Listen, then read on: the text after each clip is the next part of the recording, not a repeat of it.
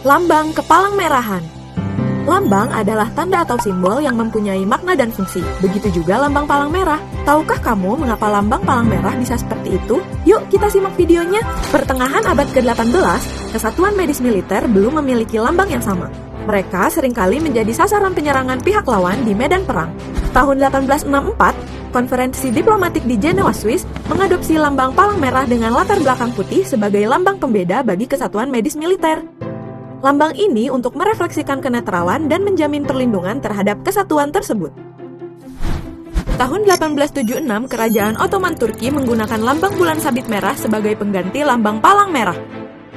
Tahun 1929, konferensi diplomatik mengadopsi bulan sabit merah dan singa matahari merah sebagai tanda pembeda atas permintaan Turki, Persia, dan Mesir. Namun, sejak Persia menjadi Republik Iran pada tahun 1980, lambang bulan sabit merah digunakan sebagai pengganti singa dan matahari merah. Sebagai penutup usulan lambang, tahun 2005 disahkan protokol tambahan 3 tentang lambang kristal merah yang berstatus sama dengan dua lambang sebelumnya. Sejauh ini ada 157 negara menggunakan lambang palang merah, 34 negara menggunakan bulan sabit merah, dan 1 negara menggunakan kristal merah. Di Indonesia, Badan Palang Merah dibentuk pada 17 September 1945 dengan nama Palang Merah Indonesia atau PMI dengan ketua pertama Dr. Andes Muhammad Hatta. PMI dibentuk atas perintah Presiden Soekarno pada Menteri Kesehatan Kabinet 1, Dr. Buntaran Martoatmojo.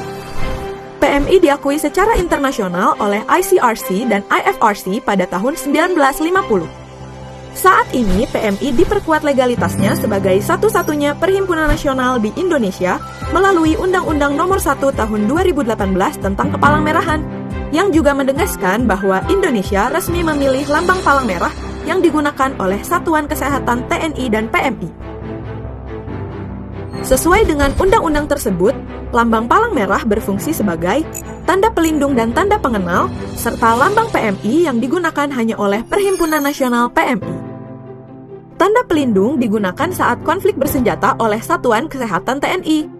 Dapat juga digunakan oleh tenaga kesehatan, rumah sakit, dan sarana transportasi sipil setelah mendapat izin dari Panglima TNI. Sedangkan tanda pengenal berfungsi sebagai penanda personel, kendaraan, dan tempat dari lembaga resmi yang melakukan pertolongan dan bantuan pada saat kerusuhan dan gangguan keamanan. Pengguna selain PMI harus seizin tertulis dari pengurus pusat PMI. Pengaturan lambang dalam undang-undang memberikan perlindungan dan akses yang lebih luas dalam memberikan bantuan pada masyarakat bagi PMI atau pihak lain yang berpartisipasi.